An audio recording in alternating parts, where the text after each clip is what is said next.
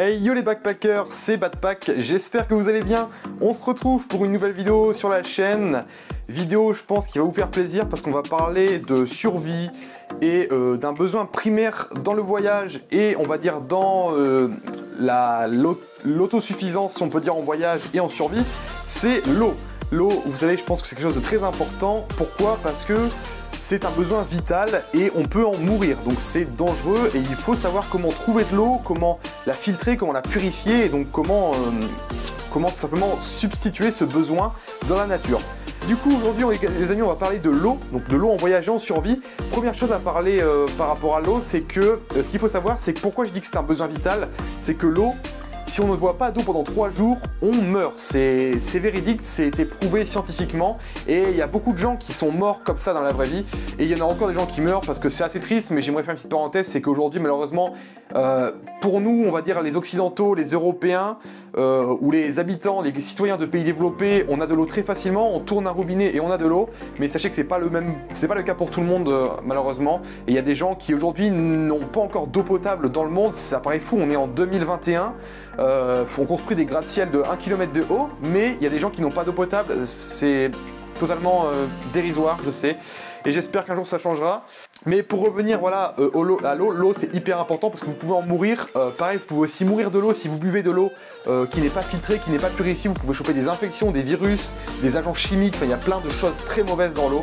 Du coup c'est très important de savoir aussi filtrer et purifier de l'eau, mais c'est encore plus important d'en trouver aussi parce que l'eau ne se trouve pas facilement comme on pourrait le croire. Et ça dépend du milieu où on est. Si on est dans un désert, il y aura des manières différentes de trouver de l'eau que si on est dans une jungle. Mais dans les deux cas c'est possible, hein. L'eau est partout sur Terre, c'est juste qu'il faut savoir comment la trouver. Autre chose par rapport à l'eau, il faut savoir que pourquoi on a besoin d'autant d'eau, c'est parce que le corps humain, si vous ne saviez pas, est constitué de 60% d'eau, donc c'est énorme. Mais ce qu'il faut savoir, c'est que voilà, c'est que tous les jours, on perd pas mal d'eau, et donc il faut pouvoir justement, je crois que c'est en bout de 1 ou 2 journées sans eau, on a déjà perdu, je crois, la moitié. C'est pour ça qu'au bout de 3 jours, on meurt. C'est assez malsain parce que l'eau, si vous ne trouvez pas de l'eau assez rapidement, mais que vous n'êtes pas encore mort, il se peut que vous trouviez de l'eau, mais que vous ne puissiez pas la boire parce que vous ne pourrez plus utiliser votre langue, votre bouche tellement ce sera asséché et c'est très dangereux. C'est pour ça que dans cette vidéo je vais vous montrer comment trouver de l'eau de manière naturellement, comment aussi en trouver simplement trouver de l'eau pas à l'état naturel mais un peu comme la créer en fait si on peut dire ça. Ensuite comment la filtrer puis la purifier parce qu'il y a 2 étapes. J'espère que cette vidéo va vous plaire, je vais pas entrer non plus trop dans les détails, je pense qu'il y a des vidéos beaucoup plus détaillé sur YouTube et peut-être que moi un jour je ferai des vidéos plus détaillées et plus dans la pratique sur le terrain, mais je voulais déjà faire une vidéo un peu théorie avec vous pour vous expliquer que c'est possible de trouver de l'eau et c'est possible de la purifier, il faut juste avoir des connaissances et ça peut vous servir tous les jours, on ne sait jamais de quoi le monde est fait. Donc j'espère que cette vidéo va vous plaire, n'hésitez pas à laisser un petit like, à commenter, à vous abonner, à activer la cloche et on se retrouve tout de suite pour la vidéo.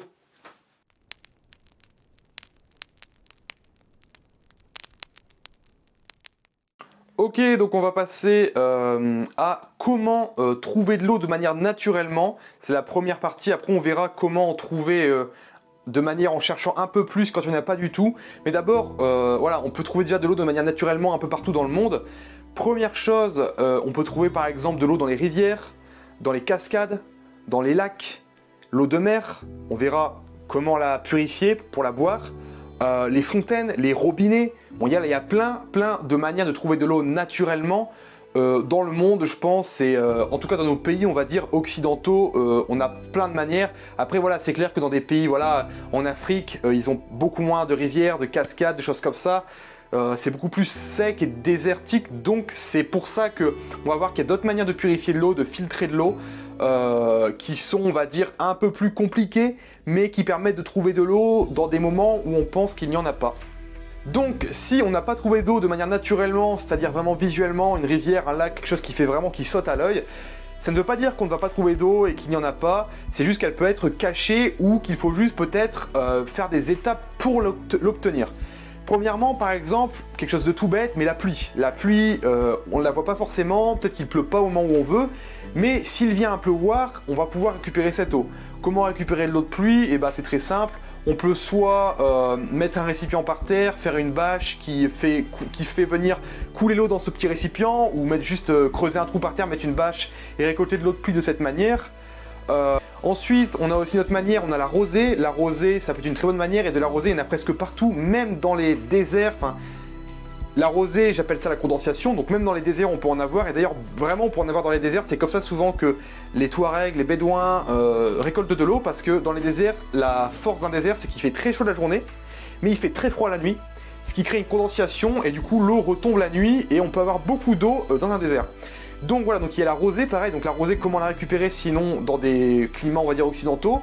Le matin, ce qu'il faut faire c'est par exemple, on peut...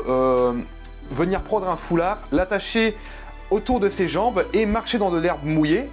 Et ce foulard va être rempli d'eau à la fin et on peut venir l'essorer par exemple dans un récipient. Ça peut vous sauver la vie tout simplement parce que ça peut vous faire quand même un verre d'eau. Et un verre d'eau ça peut vous sauver la vie, je peux vous en assurer. Après il y a plein d'autres manières de récupérer la rosée, hein. Vous pouvez aussi secouer les arbres, venir récupérer l'eau sur les feuilles. Mais la rosée c'est aussi une très bonne manière de récupérer de l'eau. Troisième chose, on va avoir tout ce qui est glace, tout ce qui est neige. Alors la glace c'est mieux, pourquoi? Parce qu'elle contient beaucoup plus d'eau. La neige ça prendra pas plus de temps mais il y aura moins d'eau dans la neige. Et donc la glace et la neige c'est des sources d'eau aussi, parce qu'on a juste à les faire fondre tout simplement et à obtenir de l'eau. Ensuite, autre chose, on peut aussi avoir de l'eau, par exemple en creusant, si vraiment on n'a pas trouvé d'eau du tout, on peut aussi creuser sous les lits de rivières asséchés, les petits cours d'eau qui sont asséchés l'été. Des fois, il peut y avoir de l'eau sous ces cours d'eau. Autre chose, on peut aussi creuser des fois sous des endroits, on voit par exemple dans un paysage, on voit un endroit où c'est vraiment très très vert, il y a beaucoup de verdure, et aux alentours il n'y a pas de verdure, ça veut dire souvent qu'il y a de l'eau sous cet endroit-là, donc il faut aller creuser. Après ça, je ne vous conseille pas cette technique, c'est vraiment en cas d'ultime urgence, parce que souvent creuser peut vous fatiguer encore plus et vous assoiffer encore plus, ce qui peut être assez dangereux. Enfin, autre manière, on peut aussi par exemple récolter de l'eau en mangeant des choses qui contiennent de l'eau, donc c'est par exemple des fruits, des plantes qui contiennent beaucoup d'eau comme l'ortie, des noix de coco. Si on est sur une île paradisiaque, il y a aussi dedans il y aura de l'eau de coco, enfin du lait de coco pardon, et ça va donner beaucoup d'eau. Et ensuite il y a aussi la méthode de l'alambic solaire. Ça je pense que je ferai une vidéo vraiment juste pour ça et je reparlerai dans la vidéo là après. Et ensuite aussi, j'ai oublié aussi, il y a aussi par exemple aussi les plantes comme les cactus, comme les palmiers, mais ça c'est aussi, il faut aussi faire attention parce qu'on peut s'empoisonner si on ne connaît pas, et moi par exemple je ne connais pas beaucoup de, enfin je ne suis pas très très bien connaisseur de ça, et du coup je ne me lancerai pas dedans, surtout si on peut trouver de l'eau plus facilement ou d'une autre manière. Alors les amis, maintenant on va passer à la partie, admettons qu'on ait trouvé de l'eau, mais tout simplement qu'elle soit impure. Donc quand je parle de impure, c'est que de l'eau en fait, je vous explique, l'eau il y a deux façons, enfin il y a deux parties. Premièrement, vous trouvez de l'eau dans la nature et elle n'est pas sale, elle est vraiment claire, elle est propre. Dans ce cas-là, on aura peut-être besoin que la purifier. C'est vraiment la meilleure chose. Mais la plupart du temps, quand on arrive dans la nature, on trouve de l'eau qui va souvent être avec beaucoup d'impuretés, de la terre boueuse, et dans ce cas-là, il va falloir la filtrer avant de la purifier, parce que si vous la purifiez directement, il y aura toujours ces impuretés et ça peut être dangereux, puis ça sera pas bon. Tout simplement, je pense que personne n'aime boire de l'eau à la terre. Première méthode, la plus, je pense, simple, c'est si vous avez une paille filtrante comme celle-ci. Cette paille filtrante permet de faire les deux étapes à la fois. Vous pouvez très bien purifier, enfin vous pouvez très bien, quand vous allez boire de l'eau avec, la filtrer déjà, et vous allez aussi purifier. Donc ça c'est vraiment léger, pas si cher et très pratique parce que ça fait les deux choses à la fois. Ensuite la deuxième méthode c'est de faire un filtre, je pense que vous avez déjà vu, avec une bouteille en plastique, de la couper en deux, de mettre du charbon, enfin un filtre à café, du charbon, du sable, du gravier, mais ça j'aime pas trop ça parce que pour moi on peut pas faire ça en survie parce qu'on trouve pas tous les ingrédients. Et sinon en fait il y a une technique toute bête, c'est que si vous avez une gourde par exemple ou un récipient, au lieu de faire un filtre à café, charbon, tout ça, un super gros filtre, déjà pour enlever une grosse partie de l'eau, vous pouvez par exemple prendre votre gourde, mettre de l'eau, je suis désolé il y a des voitures d'ailleurs, j'ai voulu vraiment tourner ce passage un peu en extérieur, mais mettre votre eau sale dans une gourde et par exemple venir prendre une chaussette, un tissu, un mouchoir ou un filtre à café ou un morceau de tissu, un t-shirt, vous allez le mettre sur votre gourde comme celle-ci et en faisant ça, vous le versez dans un autre récipient et ça va déjà filtrer une grosse partie de la terre et ça marche aussi bien qu'un filtre où on met du charbon, tout ça, parce que ce qu'il faut savoir c'est que des tissus comme ça aujourd'hui, des chaussettes, tout ça, c'est des membres, c'est des fibres qui sont très très serrées et du coup ça va filtrer les 3/4 des impuretés. Ensuite il y a une autre manière, c'est la décantation. Donc la décantation c'est, je vais vous montrer ça tout de suite, hop, je vais verser un peu d'eau dans mon verre. Voilà, là il y a de l'eau, je vais juste prendre un peu de terre. Donc voilà, pour le procédé de la décantation qui permet aussi de filtrer de l'eau. Donc par exemple, vous avez une eau sale ici, et la décantation c'est simple, c'est en gros laisser reposer un liquide. Et scientifiquement, toutes les impuretés vont retomber en bas et l'eau pure va rester en fait dans le verre et toutes les impuretés seront en bas. Donc à ce moment-là, vous aurez filtré votre eau. Mais comme vous le comprenez, ça prend du temps. Donc là, je ne vais pas laisser ça pendant... Je vais pas laisser ça tout simplement pendant plusieurs minutes attendre, mais vous aurez compris le système. Ensuite, je vais vous montrer le dernier procédé qui peut aussi être utile, qui marche aussi par exemple si vous avez de l'eau terreuse, qui est dans un récipient par exemple, et vous avez un deuxième récipient, c'est la méthode par capillarité qui est assez connue aussi. C'est le fait de faire transférer de l'eau, on va dire de l'eau propre, vers un autre récipient, juste de par un autre, une sorte d'un morceau de tissu, ça peut être un morceau de mouchoir. Parce que en fait, si vous voulez, le morceau de tissu va capter l'eau, mais les impuretés vont rester dans le verre. Donc je vous explique, bon là, on va dire que l'exemple est mal fait parce que normalement, si vous voulez, le récipient qui doit avoir l'eau terreuse doit être au-dessus du récipient où vous allez récupérer l'eau pure. Et donc en fait, ce que vous allez faire, c'est que vous allez prendre par exemple un mouchoir, vous allez le tordre en une sorte de longueur en fait. Vous allez le faire tremper dans l'eau sale et l'autre partie vous allez la faire tremper dans votre autre récipient, mais il faut que celui-là soit en surélévation pour que l'eau puisse monter dans le mouchoir. Vous voyez, bon là vous ne voyez pas, mais là l'eau est en train de monter dans le mouchoir et qu'elle puisse goûter, elle va faire des gouttes dans le récipient, mais c'est important qu'elle soit en surélévation pour pouvoir retomber. Et dans ce cas-là, ça va purifier, ça va filtrer votre eau. Pourquoi? Parce que les impuretés vont rester dans le verre, mais l'eau va traverser le mouchoir pour arriver dans votre récipient où vous aurez votre eau filtrée. Ça, c'est la méthode capillarité. Ensuite, pour terminer, pour vous dire, comme je vous ai dit au début, on peut très bien utiliser cette paille filtrante pour directement filtrer et purifier de l'eau. Donc, je vais vous montrer rapidement. Et donc, par exemple, là, vous voyez que cette eau est terreuse, hein, elle est vraiment sale. J'ai mis de la terre dedans. Bon, il n'y a pas de virus, mais elle est quand même sale. Et bien, j'ai juste à, par exemple, prendre mon eau comme ça.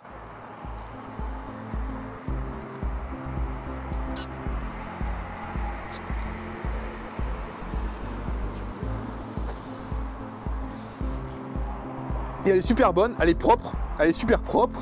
Donc voilà, ça c'est vraiment un petit bijou, vraiment un gadget vraiment très utile, pas trop cher et qui permet de gagner les deux étapes en une seule fois. Et je vous conseille d'acheter ça si vraiment vous faites du voyage ou de la survie, c'est très léger.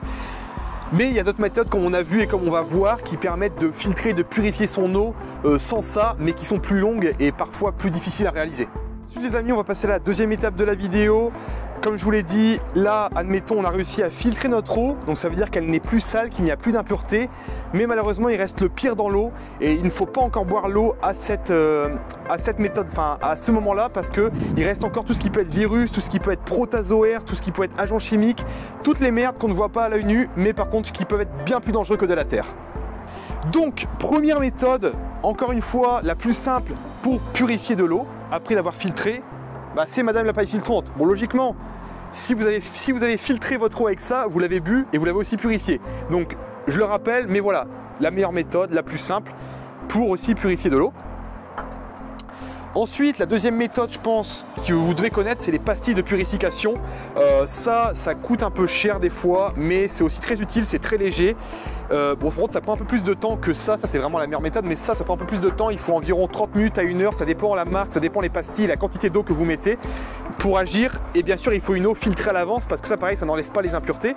Donc, c'est vraiment aussi de la purification pure, celle-là. Mais ça peut être très utile, c'est léger et ça peut vous sauver la vie. Donc, des pastilles de purification, vous pouvez en trouver partout. Je ne ferai pas le test parce que pareil, c'est long, mais en gros, vous prenez la pastille, vous la mettez dans votre eau qui a été filtrée à l'avance et vous attendez le temps nécessaire et vous aurez de l'eau bonne à boire. Après, il y a toujours un petit goût souvent de javel ou un goût un peu de médicament, c'est pas très bon. Ensuite, vous avez la méthode solaire. La méthode solaire, c'est tout simplement prendre votre gourde ou une bouteille d'eau où il y a votre eau filtrée dedans. Et s'il y a un grand soleil, vous pouvez mettre votre eau au soleil, vraiment en plein soleil, pendant au minimum 6 heures. Et c'est le soleil qui va faire le travail de la purification. Il va tuer tout ce qu'il y a dedans en venant taper sur l'eau. Donc c'est la méthode solaire, ça a un nom spécial, je ne sais plus comment ça s'appelle, mais ça marche très bien aussi.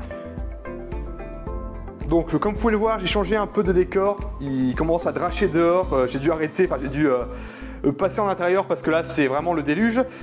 Du coup on en était, je vous disais tout simplement la méthode solaire qui peut être très utile si vous n'avez aucun moyen de faire chauffer votre eau, vous n'avez pas de pastille, vous n'avez pas de paille filtrante.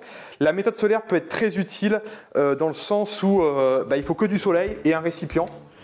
et avoir filtré votre eau auparavant, mais ça peut être super bien, mais ça prend beaucoup de temps par contre, et voilà, il faut un très fort soleil et il faut attendre au minimum 6 heures, donc c'est pas la meilleure, mais c'est on va dire une des plus faciles à réaliser. Et enfin, ladies and gentlemen, la dernière technique, je pense tout le monde connaît, qui est la plus connue et on va dire, pas forcément la plus simple, je pense parce que la plus simple c'est vraiment ceci, mais qui est aussi, je pense, la plus accessible en survie si on a réussi à faire un feu ou qu'on a un réchaud.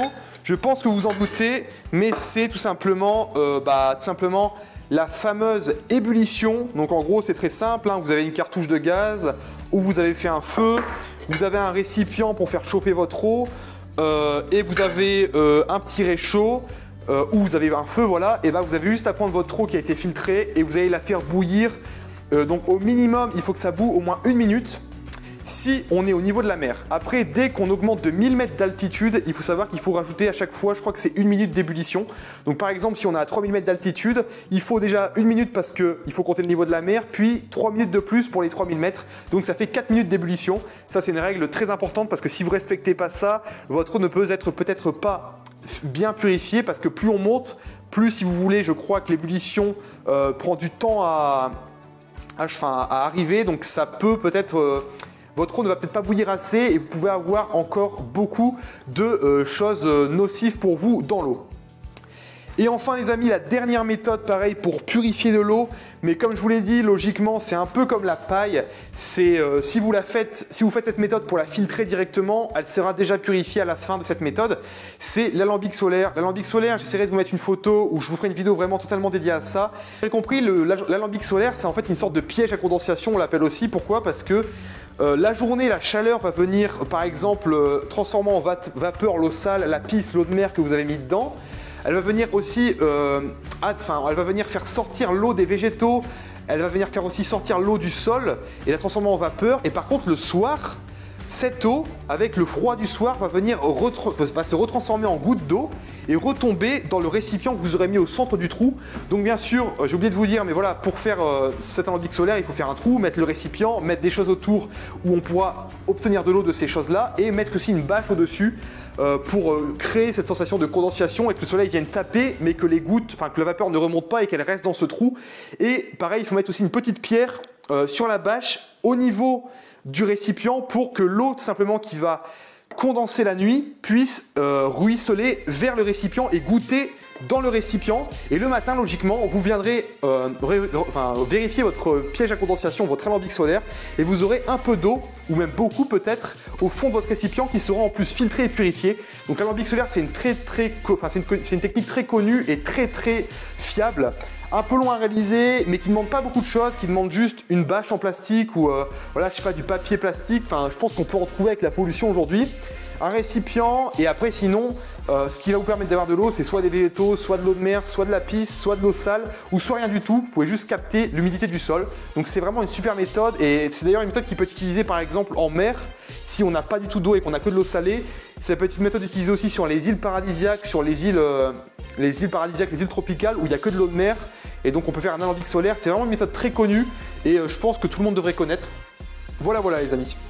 Donc si cette vidéo vous a plu les amis, n'hésitez pas à laisser un gros like. Ça va m'encourager à faire d'autres vidéos. J'aimerais bien faire une vidéo pareil sur comment allumer un feu aussi, les différentes manières d'allumer un feu et comment faire même par temps de pluie, des choses comme ça. Aussi n'hésitez pas à me laisser des commentaires pour me demander des questions par rapport à quelque chose que vous n'avez pas compris dans la vidéo. Je pense faire aussi une vidéo par rapport à l'alambic solaire, comme je vous ai dit, ce sera peut-être pas maintenant, ce sera peut-être plus tard sur la chaîne, mais je pense parce que ça a dû être difficile à comprendre. Si vous n'avez pas compris, tapez alambic solaire sur YouTube et vous verrez des trucs, je pense. N'hésitez pas aussi à vous abonner, à activer la cloche, ça me ferait super plaisir, comme ça vous avez toutes les vidéos dès que j'en poste une qui vous sont recommandées, donc c'est super cool. Faites bien attention à vous les amis, à votre famille, faites bien attention aussi quand vous buvez de l'eau qui n'est pas propre, parce que ça peut être très dangereux, comme je vous l'ai dit, il y a presque plus de chances de mourir de boire de l'eau, on va dire, impure que de mourir de déshydratation. Ne soyez pas bêtes et n'allez pas boire de l'eau vraiment, on va dire, qui est stagnante avec beaucoup de bactéries. Ça peut être très dangereux. Et voilà, suivez bien les conseils que j'ai donnés dans la vidéo. C'était Baptiste, un dernier conseil, n'hésitez pas à boire de l'eau. On se retrouve pour une nouvelle vidéo. Allez, tchou la famille. Ah ouais, ça fait du bien, ouais.